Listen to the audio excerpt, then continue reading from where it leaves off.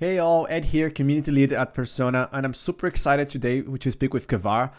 Khawar actually has a pretty interesting business. It's called Somos Education, and Somos is a mix of something like community, support to migrants, and Somos is pretty interesting. I mean, Somos means actually we are in Portuguese and Spanish, and it's really about that. It's about a community, but also education. So it's about teaching, teachers, and students, and how do they connect, and but it can also be part of that as a business, not only as an employee or as a professional, which is pretty interesting. It's a pretty interesting business model. He's thinking big. I think he has good ideas there. A lot going on, a lot of new things that I'm pretty sure he's going to be able to help the bigger and the greater good, not only with Somos, but I think with the processes that he's been going through now. So it's an interesting conversation. I hope you like it. Well, first of all, amazing to have you here again. Every time I'm seeing you, you have a different background. So you're in different places of the world.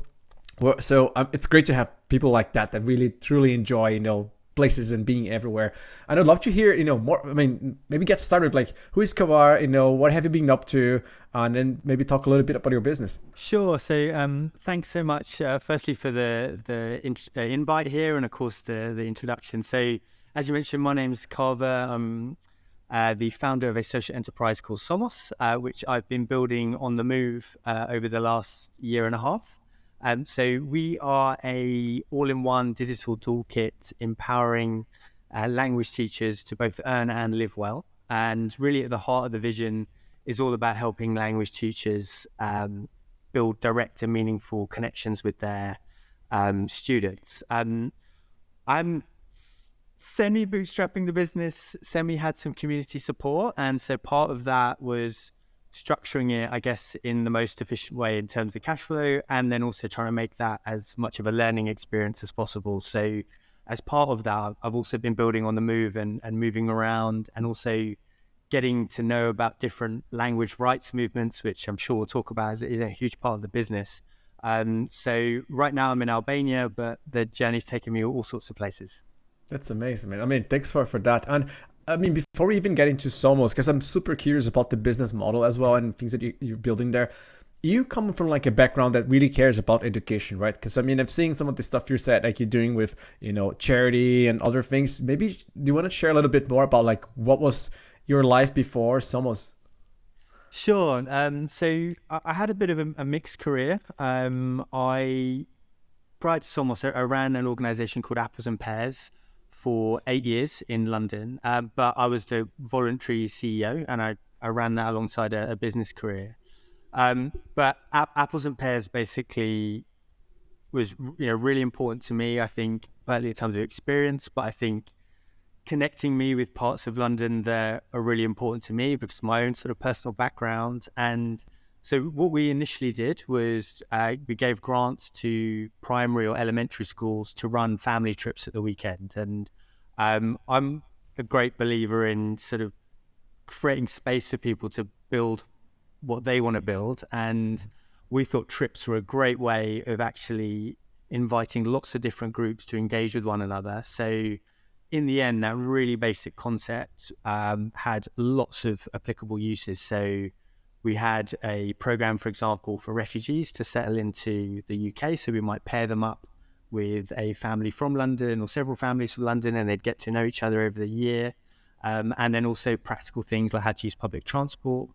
The UK, not unlike, lots of countries over the last 10, 15 years, there have been lots of cutbacks around public services, and that's really impacted education. So some of it was just about supplementing education. So if you were studying this topic in school, maybe we came up with a trip at the weekend you could do with your family and our wider group. We also had things like a domestic violence program, which again helped people settle into new areas. So really that trip format, very basic, but had all sorts of different use cases.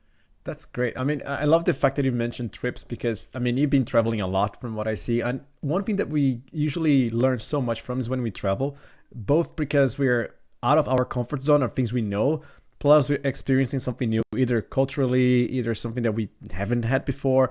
And that usually bonds people really well. And I love the fact that you got this, with people who are like, they're based in the UK, they're in London, but then if they're traveling or if they're like mixing with other groups that are getting them out of the comfort zone, This is actually super. I mean, I love that. And then, I mean, I'm actually curious. I mean, before even that, it's like, what's your background? Are you like a tech guy? Are you like a people management guy? A business guy? What is your background?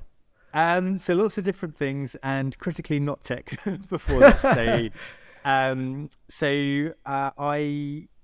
my commercial career alongside Apples and Pears was all around mergers and acquisitions. So firstly, as a private equity lawyer, I then was a sales director at a European bank, and then moved into being an M&A underwriter. So working with insurance companies to ensure mergers and acquisitions happening all around the world. So I guess one big connector was it enabled me to work and see a business practice basically just about everywhere. I think I've worked on deals nearly in most regions of the planet, but went alongside Apples and Pears, which I kind of led as the CEO. So I guess there's some management stuff there. I think the interesting thing in terms of a lead up to Somos was we were a remote business about 8 years before it was cool. So because I was doing it alongside quite like a demanding career, we came up with a way of just using as many tools as we could to make it easy for people to volunteer, either as on the business side, but also weekends on the trips themselves. So it was my kind of step one, I guess, of building an IT infrastructure that allowed for a certain type of work culture. So then it felt easier when I was thinking about putting Somos together, how to go about approaching that. That's great, man. You're the real deal. Wow, that's cool. And wait, so when Somos, so for people who don't know, Somos actually means we are in Spanish and Portuguese, right? So I happen to have a Brazilian life, so I know like about this. And is that part of what Somos is? Is it like something around community, bringing people together? And if you tell even like, when did you start to think about, okay, let me build something here around education myself, and stop working for the others? I'm curious to that transition as well. Yeah, so I, like a lot of people, had sort of personal financial drivers to do certain types of job. I don't think I ever really liked or enjoyed the M&A stuff. It's something I was kind of taken to, and you're thinking about things like university debt, and you're thinking about your family and all those things. But I had to sort of deal with myself that as soon as I felt like I'd got to a place where I'd paid off all my student loans and things like that I would go off and do more social focused work, which is, like Apples and Pears, which is what kind of gets me out of bed.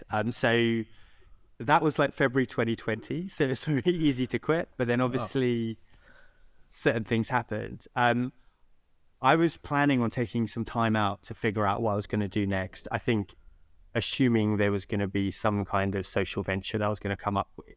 I was offered a job teaching M&A at a corporate for a few days a week. So I thought, that might be a good way of, engaging with it. I was doing like a lot of online study around MBA and learning about no-code tools and, all sorts of different things as this was happening. I think I did a few weeks of that job and was like, I actually don't want to be anywhere near M&A. And I'd already started exploring Somos because, what was, rewinding a little bit, I'm from a very migrant heavy part of West London called Southall. And I grew up speaking a wide variety of languages, so Punjabi, Urdu, Swahili thrown in there, English, which is kind of my family's migratory journey. And then I got Fresh Prince of Bel-Air into a very kind of white English area when I was, early teens. Uh-huh. And Apples and Pears kind of brought me home, and I think like that was one half of a learning journey for me as well, to I think like re-belong in areas and communities that, I've been kind of pulled away from. And that got me going with wanting to relearn my heritage languages. So this was sort of happening alongside exploring what I wanted to do next, something community focused. And it really opened up, I think, the experience of digital workers online. And that corresponded a lot with the experience of many of the families I've been working with in Apples and Pears. Lots of them did contract style work, Uber drivers or security, or even when they were working in retail, the kinds of jobs that no longer come with benefits, ability to take sick pay and all of those things. And that was actually replicated in this online teaching world as I was learning. So it was all these different things, I guess, coming together. And I hadn't figured it out when I quit that job, but I thought actually now's the time to actually have a think about how all these strands might come together in terms of what you do next. That's awesome. I mean, and that's challenging because that's middle of pandemic, right? That's when everything was happening, like a lot of uncertainty. I think in the first few months, I don't know if June was a little bit like that, but we were like, it's going to be gone in a month, we're going to be back to reality. And it wasn't. And so you got this starting, you start to move, things and okay, let me see and figure this out. When did you decide, okay, that feels like I got like a market fit here, or I got some sort of traction?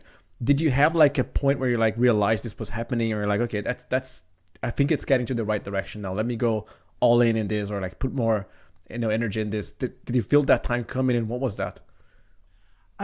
So I think just part of my nature, I think I was all in immediately.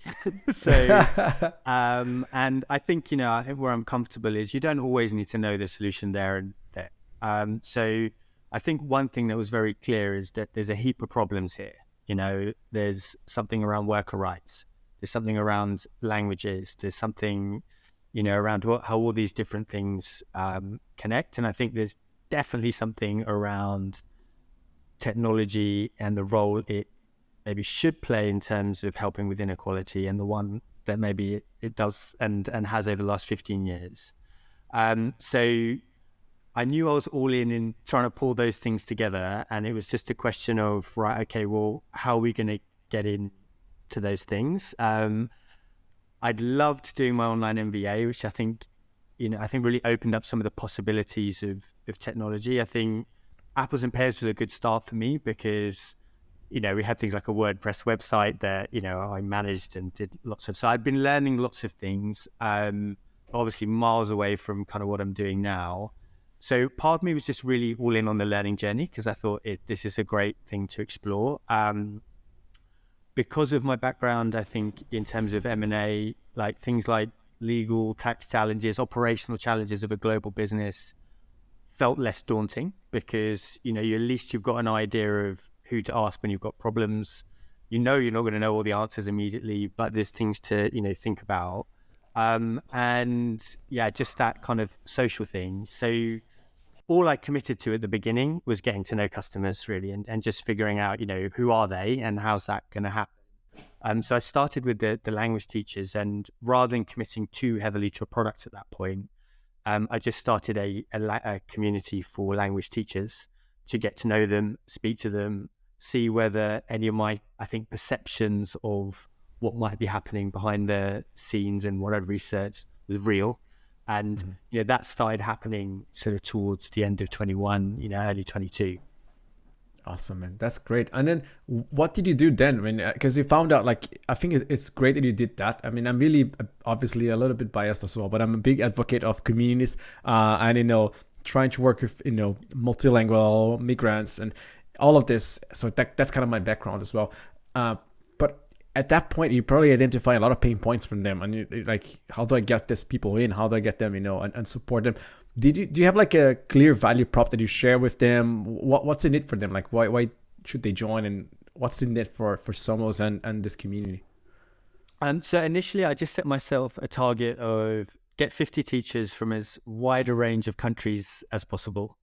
So we got 50, and I just did very simple LinkedIn messaging, and as you know, like had to reach out to a lot more than 50 to get 50, but that was part of it. And they came from 33 different countries, and I did a wait list first, but with an inbuilt survey, asking about certain different pain points and experiences really. So, and just trying to leave that as open as possible.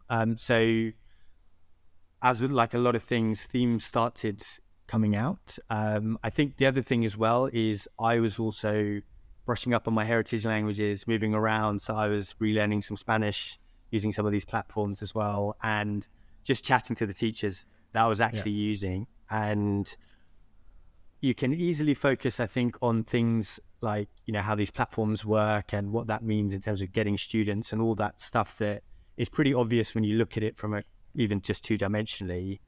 But there's the hidden things like payment processing. People don't realize that, how much your Uber driver has to go through, for example, these platforms sometimes, and the hidden fees that people are sometimes paying. And so boring as it sounds, I was thinking a lot about the back end process as well, about, how long does it take you to get your money?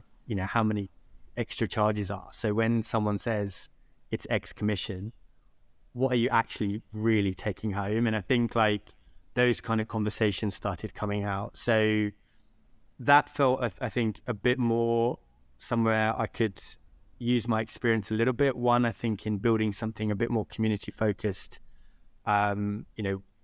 with the group I'm trying to work with, not just, something splashed for them. And then I think, M&A deals are complex. Doing that a long time. So, and certainly on the insurance side, when we're insuring deals, you're thinking about things like minimizing risk.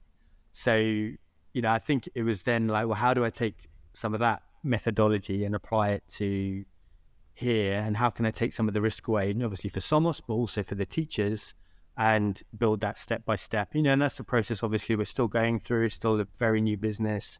I've tried to be as collaborative as possible with the teachers in terms of what the product offering looks like. So from the community, there's already been a handful of iterations as we move forward. But that's part of the learning, part of the fun. And like I said at the beginning, I wasn't really wedded to it has to be this product. The product's just a vehicle to make the goals and the mission happen, really.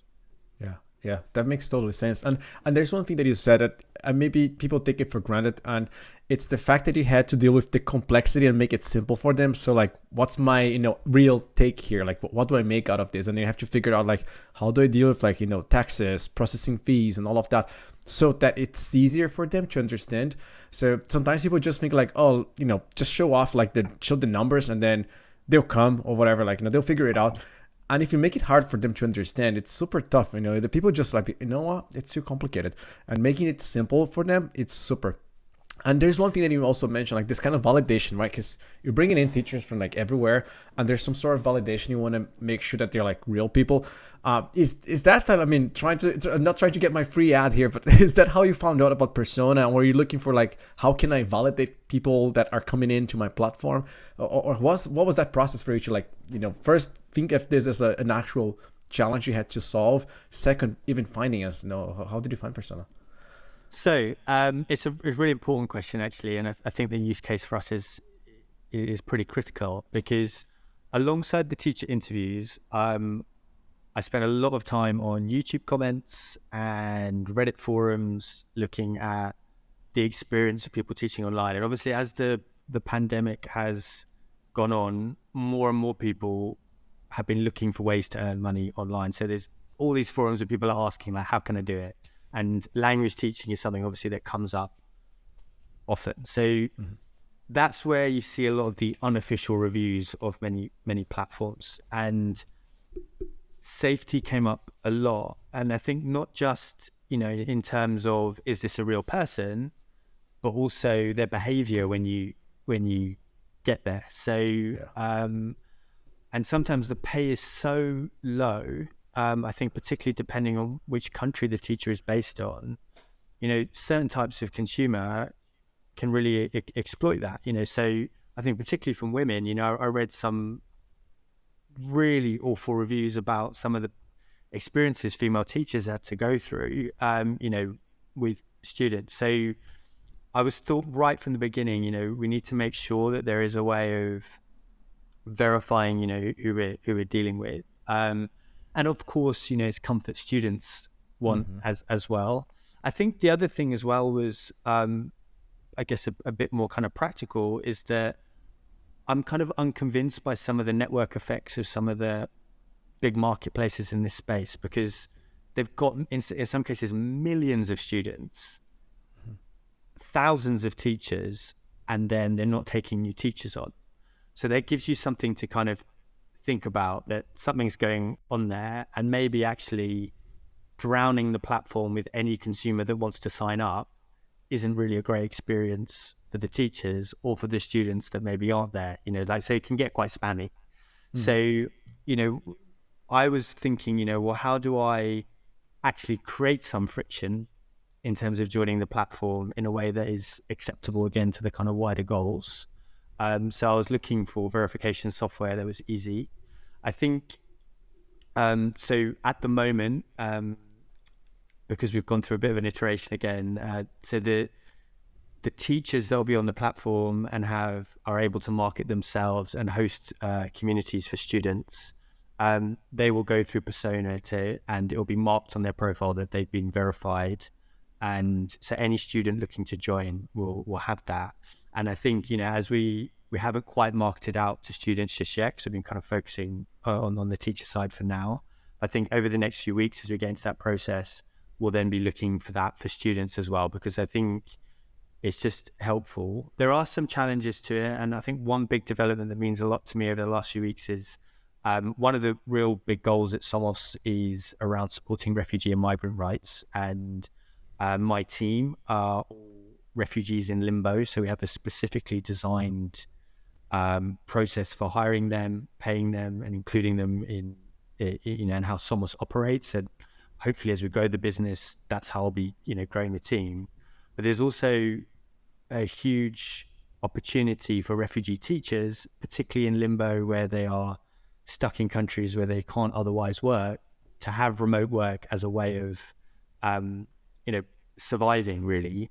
Mm-hmm. And very recently, because I don't think it was possible when I first started using Persona, in order to get their ID verification, some of the refugee teachers that are starting to join the platform have been able to verify their UN Human Rights Agency identification cards, which for us is a phenomenal leap, because it allows them to be kind of included in the process. The next step, and I'm really hoping for, is that that's sufficient at some point for fintech companies to allow those kind of workers to open bank accounts with them, which I think would be really transformative in terms of what Somos can offer, refugee teachers. But this is a fantastic step one. Man, this is awesome. I mean, I love the fact that you're thinking about how to help the community, the real community, let's call it, and do a business out of it. It's like a win-win, right? Because you're making something that has a value. You're giving people opportunities to make, some sort of earn and even make a living in certain cases. And you mentioned the fintech case, and that's, it could be even like that. Somos is just the beginning, and you have like this bigger thing that I don't know if you're planting this, and I'm trying to get into your brain and understand it, but it's something bigger that's behind Somos. That's not only the teaching side, right? I mean, if you, as you said, like you can allow, refugees to be opening accounts, making a living, and more than that, this spans out like beyond education. It goes into the world of, systems for payments, systems for, accommodation, whatever else that you kind of want to help them with. That can be a huge business. I'm maybe throwing out this as an idea, but it has potential. I mean, you have to think about it if you haven't. Yeah, I think, step by step. But I think, there's lots of things I think are opening up that I think make business sense, but I think also fit that the social goals of the business. And I think, at the moment, one thing I don't love about the framing around getting refugees into work is this idea of like unlocking this talent pool, which for me kind of belittles the human aspect a little bit. Like refugees should be allowed to work because humans should be allowed to live, right? And it shouldn't really matter what their skill set is, any more than it does for anyone else. So I think that dialogue I'm seeing, unfortunately, is taking us down the route of like deserving refugees who maybe are developers and other ones who aren't, depending on, what the desired skill set is. And the idea of there being something like unskilled and skilled labor, which of course, like any job you can't do requires skill, So I think I really want Somos to be an advocate in terms of how that happens. And if we can use our processes to build something bigger, that would be amazing, or even just advocate for it for now. One thing we'll be releasing over the next few months is, as I mentioned, I've got 2 team members. We've got a very delicately put together legal framework for them, because I can't bring them to the UK because of their status. They can't work locally in the countries that they are in because of their status. So working remotely as a contractor for a UK company is something that they have got a slim legal window to do. The problem is there's a huge exploitation element there potentially, because no one has to give them any rights and no one can see. So I've come up with like a model contract that, builds in things like sick pay, notice. We have a 4-day work week, 5-day pay, good annual leave. And we're working with some NGOs to then, release these as templates over the next, few months, year,